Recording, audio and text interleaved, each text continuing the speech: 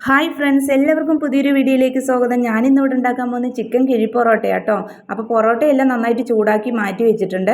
അതിനുശേഷം ഒരു വാഴയില എടുത്തിട്ട് നന്നായിട്ട് ചൂടാക്കിയിട്ട് അതും അവിടെ മാറ്റി വെച്ചിട്ടുണ്ട്. അതിനകത്ത് നമ്മൾ പൊറോട്ട വെച്ചതിന് ശേഷം ചിക്കൻ കറി അതിൻ്റെ മേലെ വെച്ച് അതിനുശേഷം കുറച്ച് സവോള ഇട്ട് തക്കാളി ഉണ്ടെങ്കിൽ തക്കാളിയും മല്ലിയിലയും ഇട്ടിട്ടുണ്ടെങ്കിൽ നല്ലതാട്ടോ.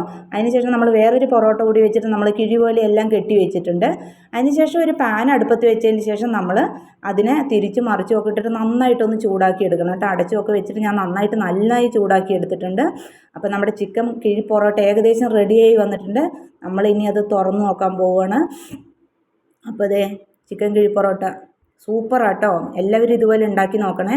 ഇത് പൊറോട്ടയുടെ ആ ഇലയുടെയും ചിക്കൻ്റെയും എല്ലാം കൂടി നല്ലൊരു സ്മെല്ല് വരുന്നുണ്ട് കേട്ടോ.